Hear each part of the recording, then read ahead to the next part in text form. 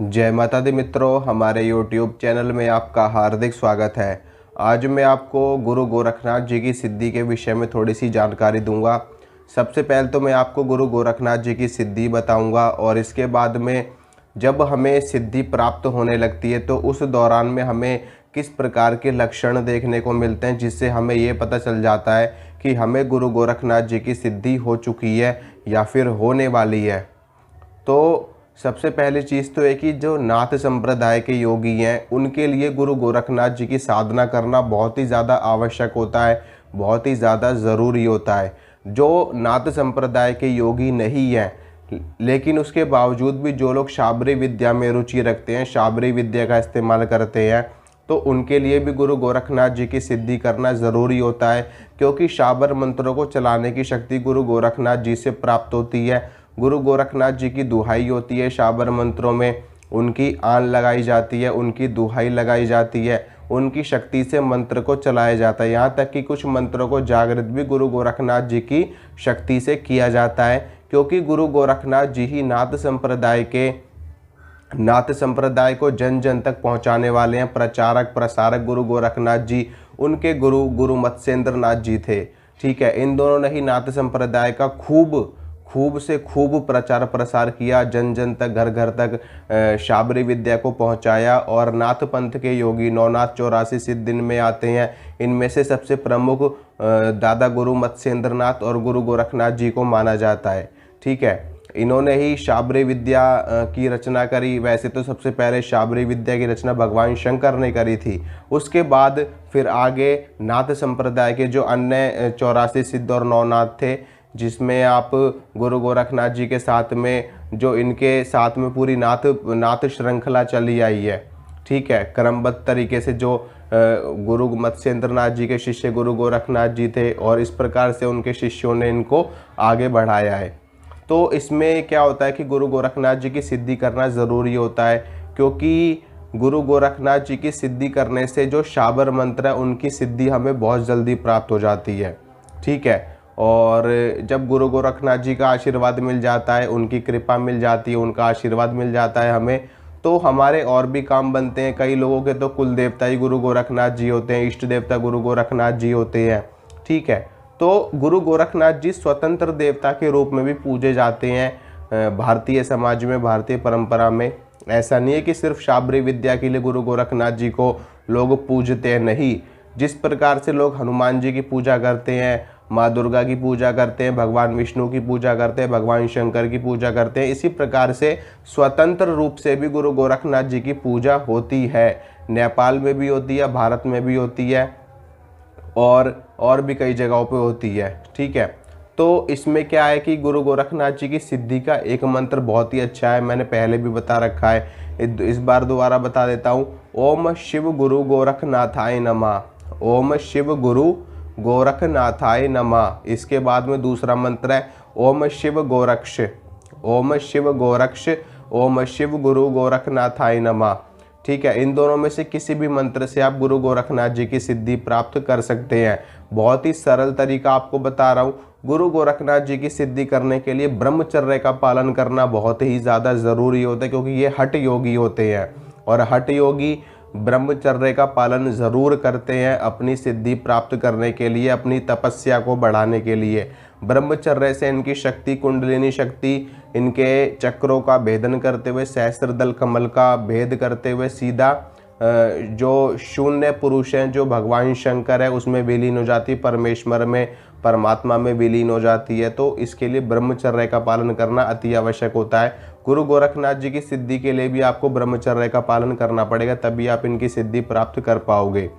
ठीक है, अनुष्ठान में अगर आप दैनिक पूजन करते हैं गुरु गोरखनाथ जी का, तो उसमें आपको ब्रह्मचर्य का पालन करने की आवश्यकता नहीं है। लेकिन अगर आप अनुष्ठान कर रहे हो, जैसे कि 11 दिन का आप कोई अनुष्ठान कर रहे हो, 21 दिन का कोई आप अनुष्ठान कर रहे हो, 41 दिन का आप कोई अनुष्ठान कर रहे हो, तो अनुष्ठान में ब्रह्मचर्य का पालन करना अनिवार्य होता है। गुरु गोरखनाथ जी की सिद्धि सबसे पहले गुरु गोरखनाथ जी की सिद्धि आप शुक्ल पक्ष में शुरू करोगे। ठीक है, शुक्ल पक्ष में आप किसी भी दिन से इनकी सिद्धि कर सकते हो।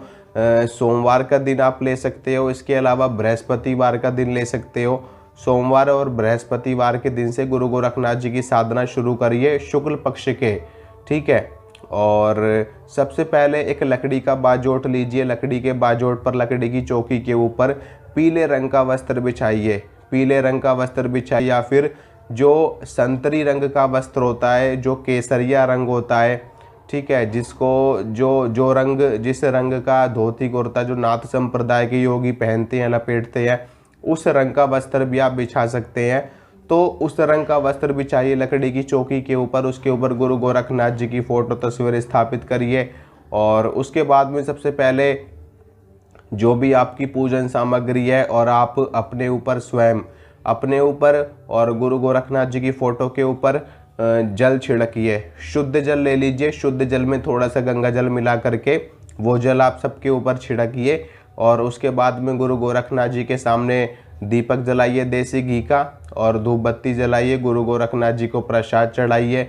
गुरु गोरखनाथ जी को रोट का प्रसाद बहुत ही ज़्यादा पसंद होता है, तो रोट के प्रसाद में आप बना सकते हो देसी घी और ड्राई फ्रूट्स वगैरह डाल के बनाया जाता है ये प्रसाद, ये आप बना सकते हो। इसके अलावा अगर आप ये नहीं बनाना चाहते तो आप गुरु गोरखनाथ जी को 2 बूंदी के लड्डू भी चढ़ा सकते हो, 2 बूंदी के लड्डू आप दे सकते हो, और मिठाई चढ़ा सकते हो, फल चढ़ा सकते हो, और ड्राई फ्रूट्स यानी कि पंचमेवे का भोग आप गुरु गोरखनाथ जी को लगा सकते हो।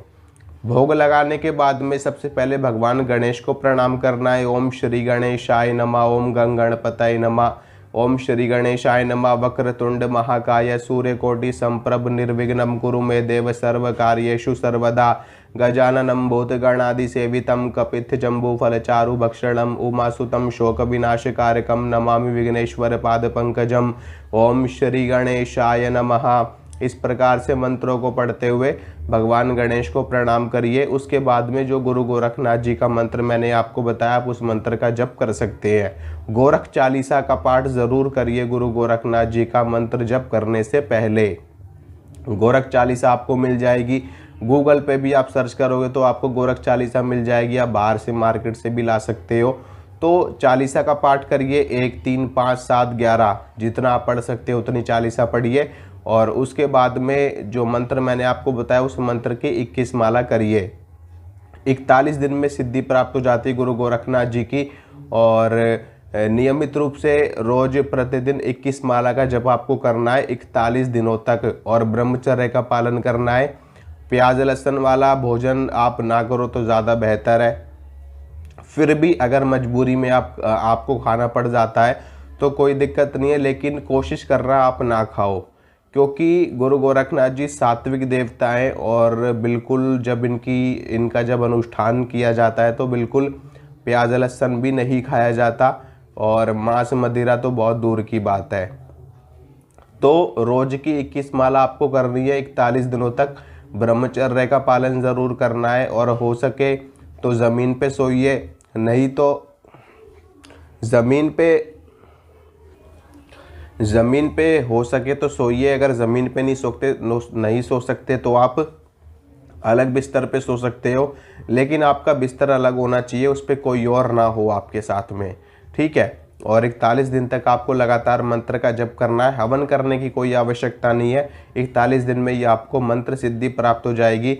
अब सिद्धि के जो लक्षण है वो मैं आपको बताता हूँ। देखिए, सिद्धि का लक्षण, सबसे पहला लक्षण तो ये कि आपको स्वप्न में साधुओं के दर्शन होंगे, साधुओं के दर्शन होंगे, नाथों के दर्शन होंगे, और आपको नाथों के दर्शन होंगे, और अलख निरंजन की ध्वनि आपको सुनाई देगी, ठीक है। अलख निरंजन, आदेश, शंखनाद आपको सुनाई देगा। इस प्रकार से धूने का दर्शन आपको होगा स्वप्न में, ठीक है। स्वप्न में आपको धूने के दर्शन होंगे। जो नाथ संप्रदाय के साधु होते हैं, हठ योगी जिन्हें कहा जाता है, उनके दर्शन आपको होंगे।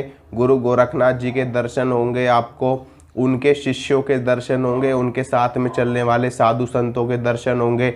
अलख निरंजन की ध्वनि आपको सुनाई देगी, ओंकार का नाद आपको सुनाई देगा, शंख का नाद आपको सुनाई देगा, घड़ियाल की ध्वनि आपको सुनाई देगी, ठीक है।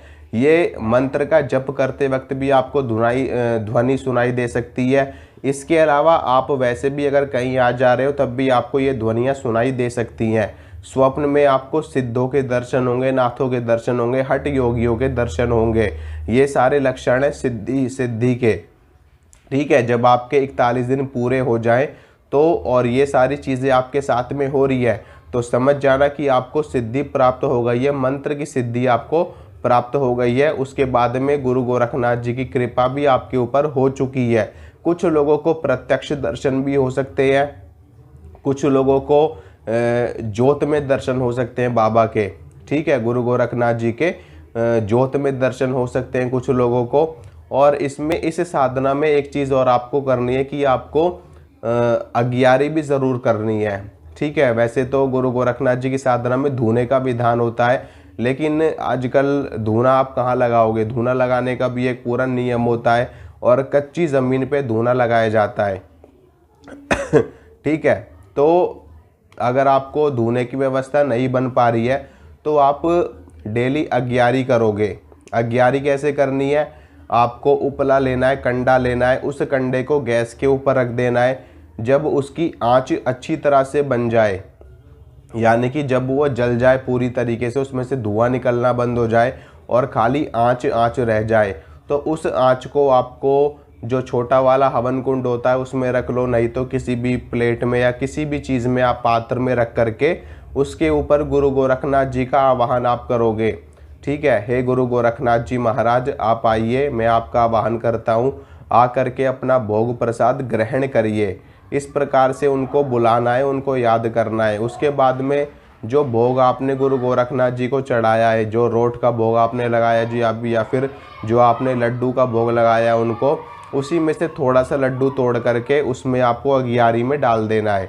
या रोट का प्रसाद लगाया तो वो थोड़ा सा तोड़ करके आपको अगियारी में डाल देना है। तो ये विधि आपको एक बार करनी है डेली सुबह सुबह। ठीक है, और मंत्र का जब आपको 21 माला करना है रोज का, चाहे आप 21 माला एक टाइम में कर लो, चाहे आप 11 माला सुबह कर लो और 10 माला शाम को कर लो, ऐसे भी आप कर सकते हो। लेकिन अगर आप 11 माला सुबह करोगे तो फिर शाम को भी 11 माला ही करना। ऐसा नहीं कि सुबह 11 कर ली शाम को 10 करो, 10 नहीं, एक 11 का विधान होता है तो 11 ही करना। ठीक है, फिर चाहे बेशक से 22 माला हो जाए कोई बात नहीं, 11 और 11 ही करना, फिर नहीं तो फिर एक ही बार में 21 माला करना सीधा।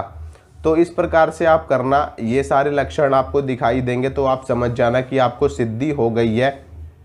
और जिनको दर्शन हो जाते हैं फिर तो बहुत ही अच्छी बात है, फिर तो उनसे बड़ा सौभाग्यशाली कोई है ही नहीं अगर गुरु गोरखनाथ जी के प्रत्यक्ष दर्शन हो जाते हैं तो। और बाकी स्वप्न में दर्शन आपको ज़रूर होंगे अगर आपकी साधना सही चल रही है, आप ब्रह्मचर्य का पालन कर रहे हो, आप प्याज लहसुन का सेवन नहीं कर रहे हो।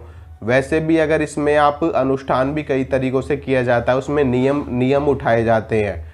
ठीक है, सिद्धियों के क्या होता है कि जितने कठोर नियमों को लेकर के अगर आप कोई साधना करते हो, सिद्धि करते हो, तो उतनी अच्छी और उतनी शक्तिशाली सिद्धि प्राप्त होती है जितने कठोर नियमों के साथ में। कुछ लोग व्रत लेकर के साधना करते हैं, ठीक है, कुछ लोग अखंड ज्योत को लेकर के साधना करते हैं, कुछ लोग मौन व्रत लेकर के साधना करते हैं।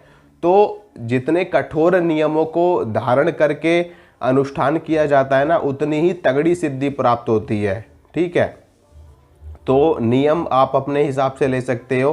प्याज लहसुन हो गया, ज़मीन पे सोना हो गया, अखंड ज्योत हो गई और व्रत हो गए, इनमें से जो जो नियम आप अपना सकते हो उन नियमों को अपना करके आपको साधना करनी है। तो उसी के हिसाब से, उसी के अनुरूप, जैसी क्रिया वैसी प्रतिक्रिया। ठीक है, जैसा बोओगे वैसा आपको मिलेगा। तो जैसी आप सिद्धि करोगे वैसा ही फल आपको देवता की तरफ से प्रतिफल में प्राप्त होगा। ठीक है मित्रों, तो आशा करता हूँ जो जानकारी मैंने आपको दी आपको समझ में आ गई होगी। अब मिलूंगा आपसे अगली वीडियो में, तब तक के लिए जय माता रानी की।